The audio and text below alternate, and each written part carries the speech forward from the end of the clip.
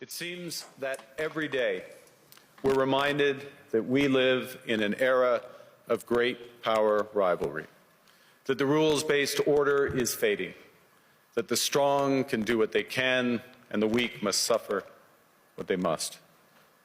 And this aphorism of Thucydides is presented as inevitable, as the natural logic of international relations reasserting itself. And faced with this logic, there is a strong tendency for countries to go along to get along, to accommodate, to avoid trouble, to hope that compliance will buy safety. Well, it won't. So what are our options?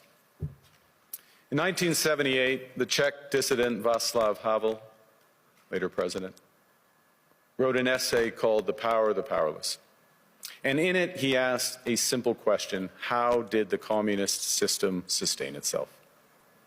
And his answer began with a greengrocer. Every morning, this shopkeeper places a sign in his window: "Workers of the world unite." He doesn't believe it. No one does. But he places the sign anyway to avoid trouble, to signal compliance, to get along. And because every shopkeeper on every street does the same, the system persists. Not through violence alone, but through the participation of ordinary people in rituals they privately know to be false. Havel called this living within a lie.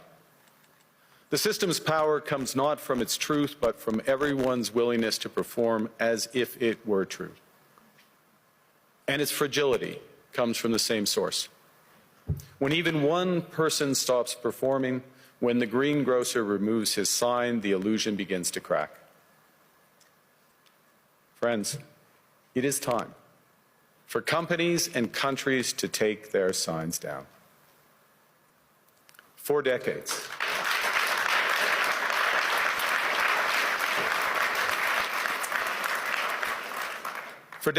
countries like Canada prospered under what we called the rules-based international order. We joined its institutions, we praised its principles, we benefited from its predictability. And because of that, we could pursue values-based foreign policies under its protection.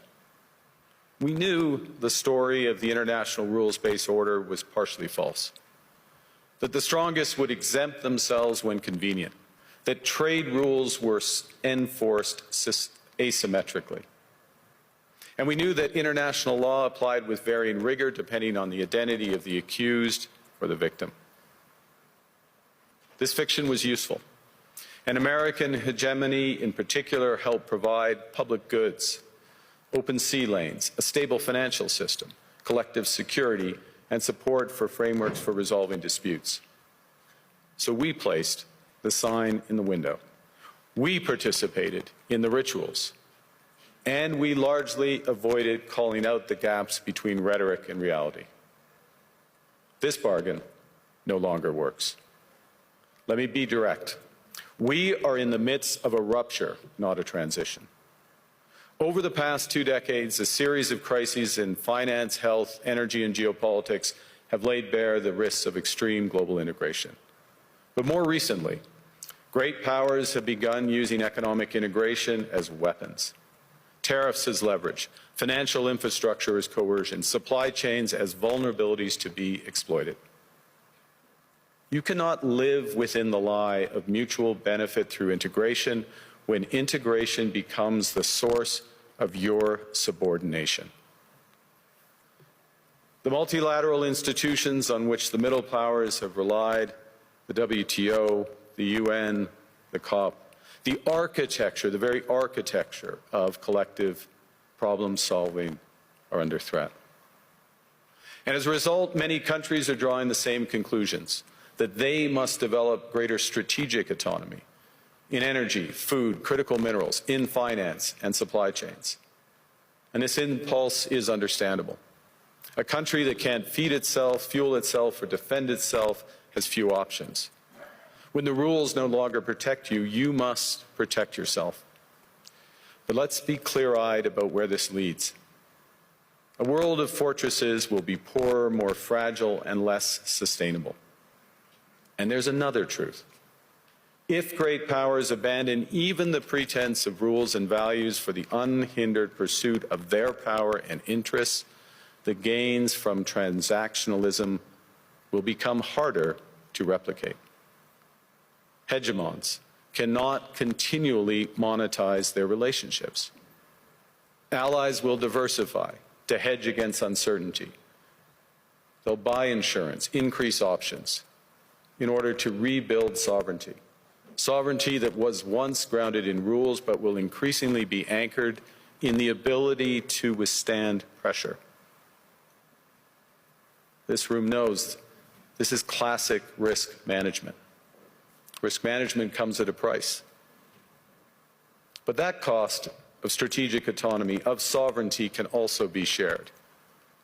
Collective investments in resilience are cheaper than everyone building their own fortresses. Shared standards reduce fragmentations. Complementarities are positive sum. And the question for middle powers like Canada is not whether to adapt to the new reality. We must. The question is whether we adapt by simply building higher walls or whether we can do something more ambitious. Now, Canada was amongst the first to hear the wake-up call, leading us to fundamentally shift our strategic posture. Canadians know that our old, comfortable assumptions that our geography and alliance memberships automatically conferred prosperity and security, that assumption is no longer valid. And our new approach rests on what Alexander Stubb, the President of Finland, has termed value-based realism. Or to put another way, we aim to be both principled and pragmatic. Principled in our commitment to fundamental values, sovereignty, territorial integrity, the prohibition of the use of force except when consistent with the UN Charter, and respect for human rights.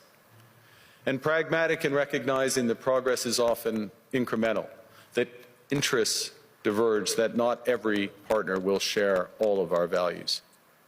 So we're engaging broadly, strategically, with open eyes.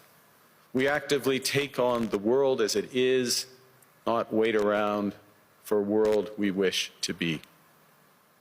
We are calibrating our relationships so their depth reflects our values. And we're prioritizing broad engagement to maximize our influence, given the fluidity of the world at the moment, the risks that this poses, and the stakes for what comes next.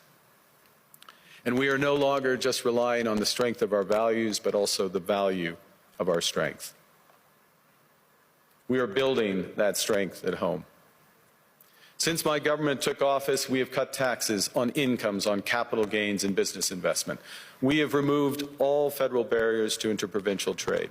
We are fast-tracking $1 trillion of investments in energy, AI, critical minerals, new trade corridors, and beyond. We're doubling our defense spending by the end of this decade, and we're doing so in ways that build our domestic industries.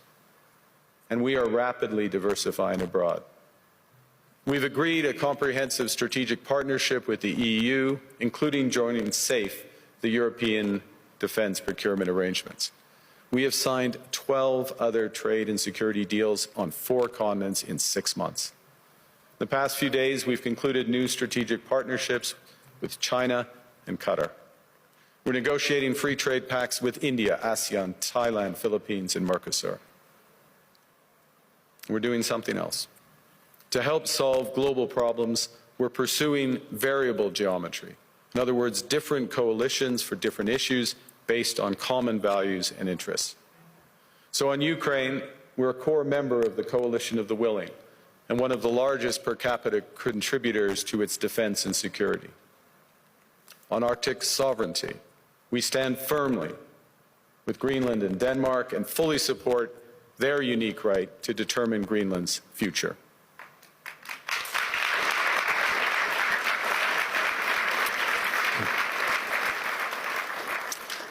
Our commitment to NATO's Article 5 is unwavering.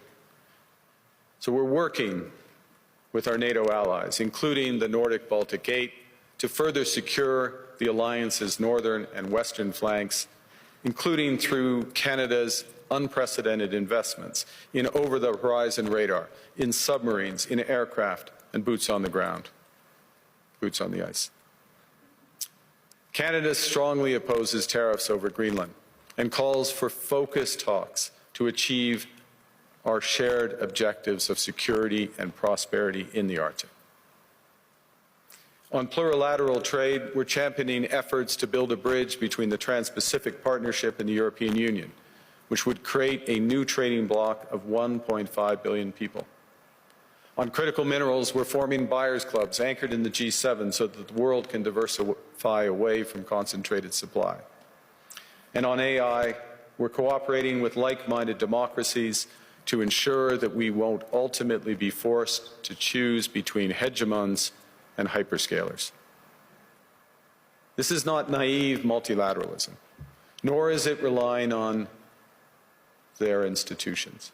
It's building coalitions that work, issues by issue, with partners who share enough common ground to act together. In some cases, this will be the vast majority of nations. What it's doing is creating a dense web of connections across trade, investment, culture, on which we can draw for future challenges and opportunities. I argue the middle powers must act together because if we're not at the table, we're on the menu. But I'd also say that great powers can afford for now to go it alone. They have the market size, the military capacity, and the leverage to dictate terms. Middle powers do not.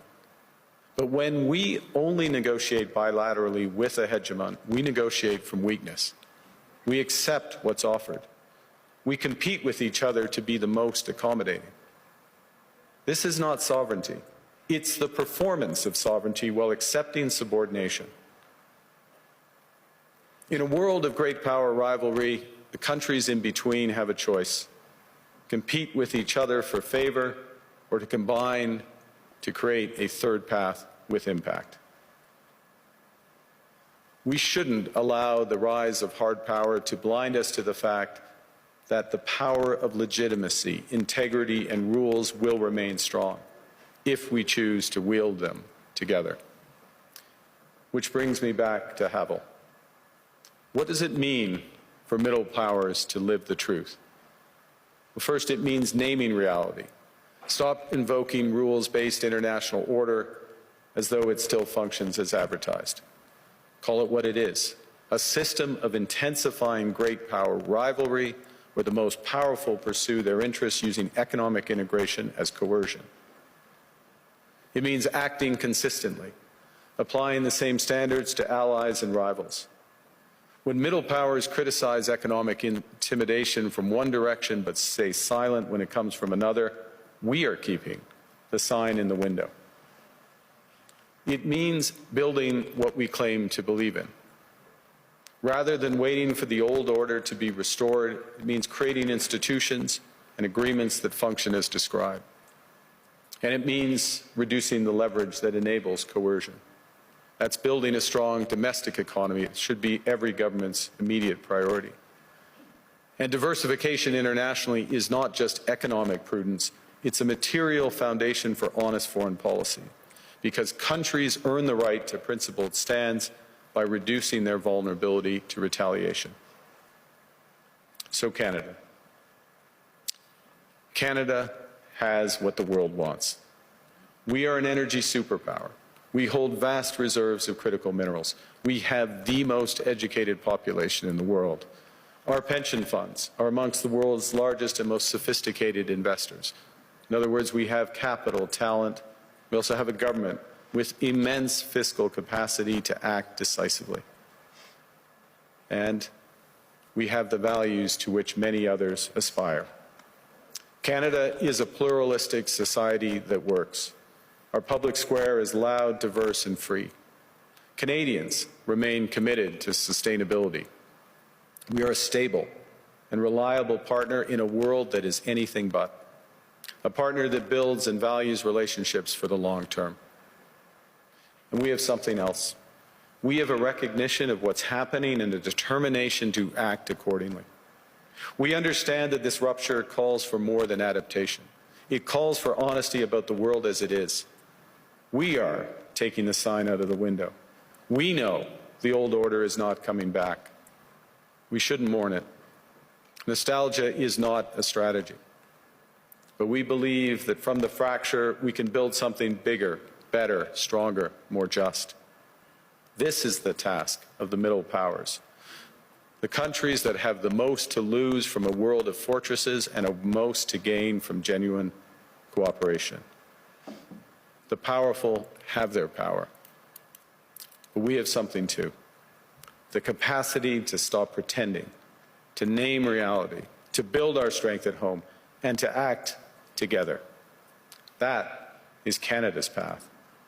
We choose it openly and confidently, and it is a path wide open to any country willing to take it with us. Thank you very much.